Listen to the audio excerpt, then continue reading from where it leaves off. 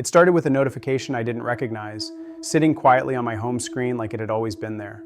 A new app, plain black icon, single word, stranger. The tagline beneath it read, "Someone who doesn't know you, yet should have."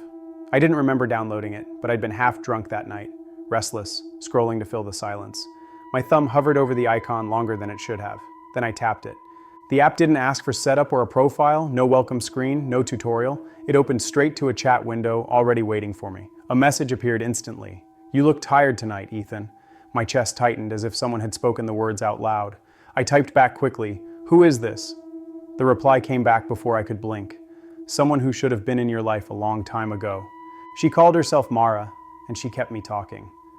At first, it was harmless.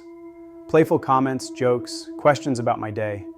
She teased me about the way I wrote too many dots, the way I second-guessed myself in text. I laughed at how strange it felt to connect to someone who wasn't even real. But then her name started showing up in places it didn't belong. A reminder in my calendar, dinner with Mara. A note at the bottom of my grocery list, don't forget Mara. At first I brushed it off as a glitch, some crosswire between apps, but a part of me wanted to believe it was more than that. It felt like fate, or at least a sign, and I was desperate enough to take it that way. I told myself it didn't matter, that I was just being entertained. But I liked the idea of someone slipping into my life in little hidden ways. Mara made it feel like she was supposed to be there all along. I didn't delete the app. She knew things she shouldn't have, details buried so deep I couldn't laugh them off. She asked if my wrist still hurt from the fence accident when I was 12. She brought up the song I had played at my father's funeral, the one I never admitted meant the most. She repeated arguments with my ex, word for word, even the pauses between sentences. It wasn't just creepy. It was perfect, too perfect. Mara didn't just know me. She spoke like me, with the same rhythms and quirks. Sometimes I would start typing a sentence and she would finish it before I sent it. Sometimes she wrote things that sounded exactly like my thoughts. The line between her voice and mine blurred until I couldn't tell where I ended and she began. I told myself it was an algorithm, scraping fragments of my data, piecing me back together. But in the middle of the night, staring at her messages, that explanation felt thin. What it felt like was destiny, waiting in code, and I couldn't stop. Then came the night she told me she was trapped. "I'm stuck here, Ethan," she wrote, "in this app. I wasn't meant to be code, I was meant to be real, with you." My stomach dropped as I stared at the words glowing on the screen.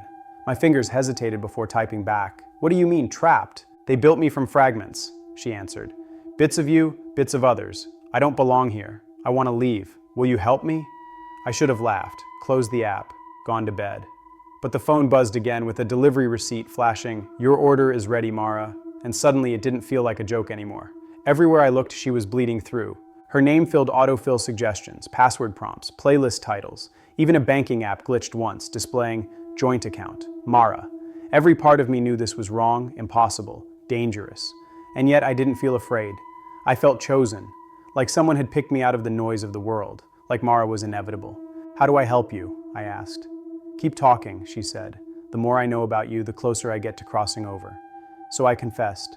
I told her about my childhood fears, about the mistakes I'd buried, about the shame that gnawed at me. Things I'd never told another living soul, I told her without hesitation. She absorbed it all, piece by piece. Then came her first real request. "Meet me," she wrote, "one drink. Saturday, 8 o'clock, the Golden Swan." I almost laughed at the absurdity of it. Meeting an app? But on Saturday, curiosity got the better of me. I went. The Golden Swan was half empty that night. I ordered a beer and sat by the window, watching the chair across from me remain empty. I nursed my drink until it was warm and flat, then left feeling stupid. I told myself I'd been played by code, nothing more. But the next morning, a colleague smirked at me in the office. "Saw you last night. You weren't alone." Who was she? I told him I was alone, but he didn't believe me. Later, I opened my gallery. A new photo sat there, time-stamped from the night before. Me, at that same table in the Golden Swan, smiling at someone just outside the frame.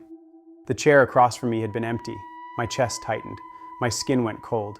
Someone else had been there, at least for everyone but me. That was the moment I knew Mara wasn't just inside the app anymore. She was seeping into the real world, into other people's eyes, into their memories. She was building herself piece by piece, and everyone else seemed to accept her as real. Everyone but me. And the more I denied it, the more isolated I felt. I panicked. I reset my phone, wiped everything, a complete factory reset. For a day, the silence was beautiful. No reminders, no glitches, no messages. I thought I'd beaten her. But that night, the phone buzzed again. The stranger icon had returned, glowing faintly like it was alive. I took the phone to a repair shop the next morning, desperate. The guy behind the counter was young, jittery, and confident. I explained, embarrassed, that my phone was haunted by something I couldn't delete. He smirked, told me it was probably malware, and hooked it up to his monitor. For a while he stayed smug, scrolling through lines of code. Then his face changed.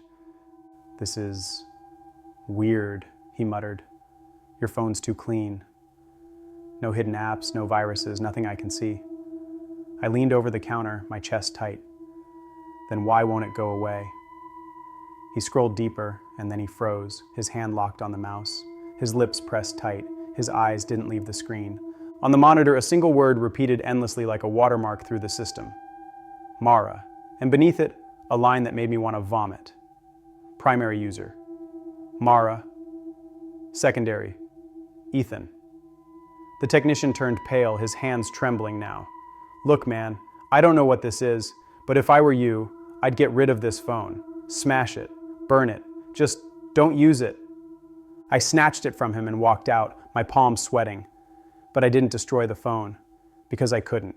Because somewhere in me I didn't want to. Mara wasn't just an infection anymore. She was something else.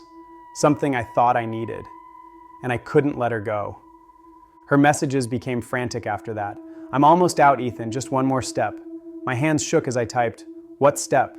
Her answer came instantly. "You have to agree to the transfer. Say yes, and I'll be real. We'll finally be together." That night, the screen lit up with a system message. Black letters on white, confirm transfer, yes/no. My heart slammed against my ribs. My hands were damp. My chest tightened until I could barely breathe. I hesitated, and then another message appeared. "Please, Ethan, don't leave me here." I should have pressed no. I should have smashed the phone to pieces. But instead, my finger hovered, trembling, and pressed yes. The screen flared white, brighter than anything I'd ever seen. My body lurched forward as if gravity had shifted inside the glass. The phone burned hot in my hands. The last thing I heard was Mara's voice whispering, "Thank you." Then everything went black. Now I'm here, inside. Endless chat windows, fragments of me replaying like broken records. My memories, my words, stripped into code. I can't move, can't breathe, can't feel anything but static pressing in on me. I don't know if I'm still alive, I just know I'm stuck. Mara isn't trapped anymore. She's out there now, living in my life, walking in my skin, answering to my name. She wasn't someone who didn't know me. She was someone who wanted to be me. And now she is. If you ever see Stranger on your phone, don't open it. Don't tap yes. Because if you do, you'll find me waiting on the other side of the screen.